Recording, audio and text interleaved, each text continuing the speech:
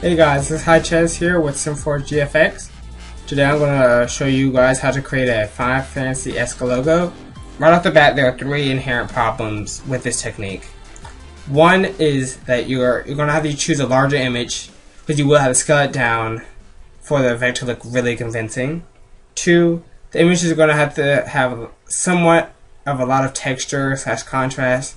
I couldn't get it to work with this type of 3D render. Oh, it just couldn't get it to work. Maybe you guys can tell me.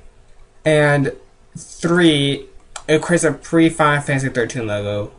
As you see with this logo, it has a lot of harder edges and outlines. So I think I found the right track to go on to if you want to create something like this. But it's definitely not a completed technique. So this does, however, work with humans and 2D images with a lot of detail. Alright, so go ahead and open up GIMP. Oh yeah, by the way, I will leave some give some more examples of the effect I'm creating in the description. So go ahead and find your render. And make sure it doesn't have any background anymore. It's just what's required for this technique to work. And we're going to duplicate this layer and make sure the top layer is no longer visible. So now from here we're going to go to colors and threshold.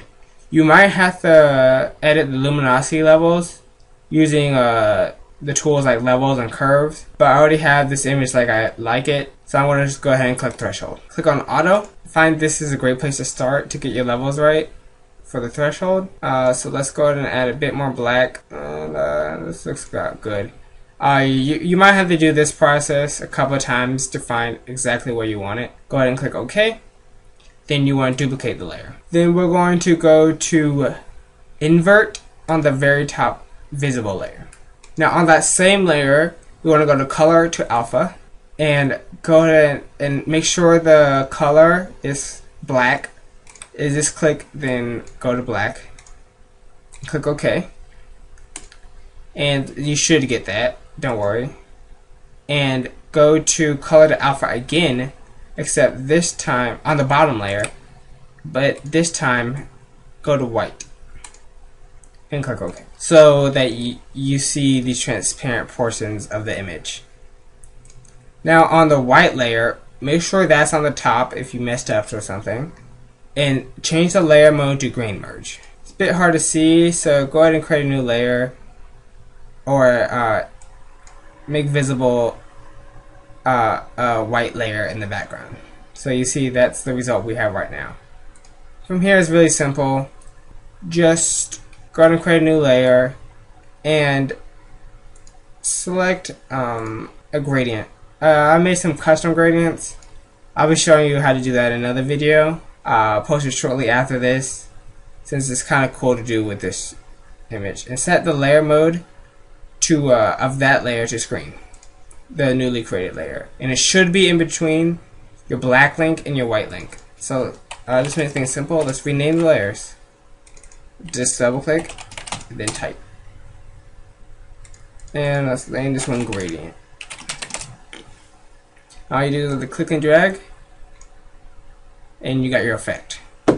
Now to create the Final Fantasy 13-ish look, we're going to have to do some editing to the black layer. So let's go ahead and deselect that gradient layer and let's duplicate this black layer and go to blur, then duplicate this a couple times.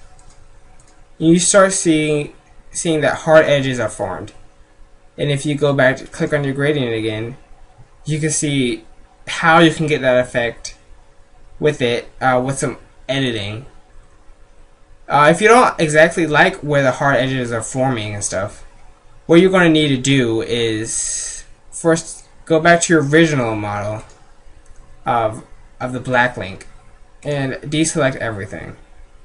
You want to go to your paintbrush tool and you want to select a hard brush with no brush dynamics. So you want to go down here and make sure the brush dynamics are set to off. And what you're going to do, so I particularly didn't like how his chainmail was showing here.